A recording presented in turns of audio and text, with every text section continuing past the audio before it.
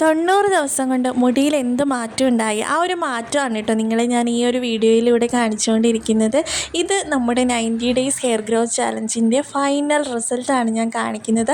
ആദ്യം എടുത്ത വീഡിയോയിലുള്ള എൻ്റെ മുടിയും ഇപ്പം ഞാൻ എടുത്തേക്കുന്ന ഈ ഒരു വീഡിയോയിലെ എൻ്റെ മുടിയും തമ്മിൽ നിങ്ങൾക്ക് കുറേ ഡിഫറൻസ് മനസ്സിലാക്കുന്നുണ്ടായിരിക്കും. മുടിക്ക് അത്യാവശ്യം തിക്കും അതുപോലെ തന്നെ ലെങ്തും വെച്ചിട്ടുണ്ട്, നല്ലോണം ലെങ്ത് വെച്ചിട്ടുണ്ട്. അപ്പം നമ്മുടെ ഈ ഒരു 90 ഡേയ്സ് ഹെയർ ഗ്രോത്ത് ചാലഞ്ചിൽ ഞാൻ എടുക്കുന്ന സമയത്ത് എനിക്ക് ഒത്തിരി മുടി കൊഴിഞ്ഞ് പോയിട്ടുള്ള ഒരു സമയത്തായിരുന്നു ഞാൻ സ്റ്റാർട്ട് ചെയ്തിട്ടുണ്ടായിരുന്നത്. ആ ഒരു സമയത്ത് മുടി അളന്ന് നോക്കിയപ്പോൾ 81 കാണിച്ചിട്ടുണ്ടായിരുന്നു. എന്നിട്ട് ആ ഒരു കൊഴു പോലെ കിടക്കുന്ന മുടിയൊക്കെ ഞാനൊന്ന് ട്രിം ചെയ്തിട്ടുണ്ടായിരുന്നു. എന്നിട്ട് അളന്ന് നോക്കിയപ്പോഴത്തേക്കും 79 കേട്ടോ കാണിച്ചിട്ടുണ്ടായിരുന്നത്. 79 മീറ്റർ കേട്ടോ. അപ്പോൾ അങ്ങനെ മുടിയൊക്കെ വെട്ടിക്കഴിഞ്ഞ് ഈ ഒരു 90 ദിവസം കൊണ്ട് ആ ഒരു സമയത്ത് എനിക്ക് നല്ലോണം നെറ്റിയേറലും കാര്യങ്ങളൊക്കെ ഉണ്ടായിരുന്നു. ആ കുഞ്ഞു കുഞ്ഞു മുടികളൊക്കെ ഇപ്പം നീളം വെച്ച് വന്നിട്ടുണ്ട്.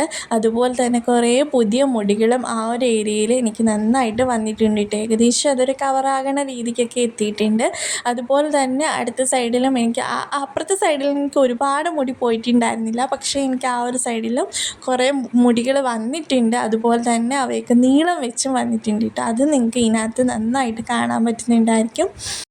അപ്പോൾ നല്ലോണം ഹെയർ ഫോൾ ഉള്ളവർക്കും അതുപോലെ തന്നെ ഹെയർ ഫോൾ കാരണം മുടിയൊക്കെ നഷ്ടമായി പോയിട്ടുള്ളവർക്കും മുടിയെ തിരിച്ചു കൊണ്ടുവരാൻ പറ്റിയിട്ടുള്ള ഒരു ഹെയർ ഗ്രോത്ത് ചാലഞ്ചാണിത്. അപ്പോൾ നിങ്ങൾക്ക് തീർച്ചയായിട്ടും ഈ ഒരു ചലഞ്ച് എടുത്തു കഴിഞ്ഞാൽ അത്യാവശ്യം നല്ലോണം മാറ്റം ഉണ്ടാകുമെന്ന് എൻ്റെ ഈ ഒരു റിസൾട്ടിലൂടെ ഞാൻ നിങ്ങൾക്ക് കാണിച്ചു തരികയാണ് കേട്ടോ. അപ്പോൾ താല്പര്യമുള്ളവർക്കൊക്കെ ഈ ഒരു ചലഞ്ച് കാര്യങ്ങളൊക്കെ ഒന്ന് ഫോളോ ചെയ്ത് നോക്കാം. അപ്പം ഇപ്പോഴത്തെ എൻ്റെ മുടി എന്ന് പറയുന്നത്, അതായത് 90 ദിവസങ്ങൾക്ക് ശേഷമുള്ള എൻ്റെ മുടി എന്ന് പറയുന്നത് ഇങ്ങനെയാണ് കേട്ടോ. ആ ഒരു അറ്റ ഭാഗത്ത് എനിക്ക് അത്ര തിക്നെസ് കാര്യങ്ങളില്ലായിരുന്നു. മുടി ഇങ്ങനെ ചെറുതായിട്ട് ശോഷിച്ച് വന്നുകൊണ്ടിരിക്കുകയായിരുന്നു. ആ ഒരു കാര്യം ഈ ഒരു വീഡിയോയിൽ നിങ്ങൾക്ക് കാണാൻ പറ്റത്തില്ല. കാരണം ആദ്യത്തെ മുടിയിൽ നിന്ന് ഒരുപാട് ഡിഫറൻസ് ആ ഒരു തുമ്പിലേക്ക് വരുമ്പം ആ മുകളിലുള്ള അതേ തിക്നെസ് തന്നെ മെയിൻറ്റെയിൻ ചെയ്ത് വന്നിട്ടുണ്ട്. അപ്പം ഈ ഒരു സമയത്ത് അവസാനം ഇത് അളന്ന് നോക്കുന്ന സമയത്ത് ഞാൻ ഭയങ്കര എക്സൈറ്റഡ് ആയിരുന്നു. എത്ര ഉണ്ടായിരിക്കും ലെങ്ത് വെച്ചിട്ടുണ്ടെന്ന് എനിക്കറിയാം, പക്ഷേ എത്രത്തോളം ലെങ്ത് വെച്ചു എന്നുള്ള കാര്യത്തിൽ ഞാൻ ഭയങ്കര എക്സൈറ്റഡ് ആയിരുന്നു. അപ്പം എത്ര ഉണ്ടെന്ന് നിങ്ങൾ നോക്കിക്കോളൂ. 88 കേട്ടോ കാണിച്ചിട്ടുണ്ടായിരുന്നത്. 81 ആയിരുന്നു ആദ്യം ഉണ്ടായിരുന്നത്. അതിൽ നിന്ന് 79 ആക്കി. 79 നിന്നാണ് കേട്ടോ ഇപ്പം 88 എത്തിയിട്ടുള്ളത്. അതായത് ഇഞ്ച് വൈസ് പറയുകയാണെങ്കിൽ ഒരു 3.5 ഇഞ്ച് എനിക്ക് കൂടിയിട്ടുണ്ട്. നമുക്ക് സാധാരണക്കാർക്ക് ഒരു മാസം, സാധാരണക്കാർക്കെന്ന് വെച്ചാൽ സാധാരണ നമുക്ക് ഒരു മാസം കൊണ്ട് 1/2 ഇഞ്ചാണ് നീളം വയ്ക്കുക.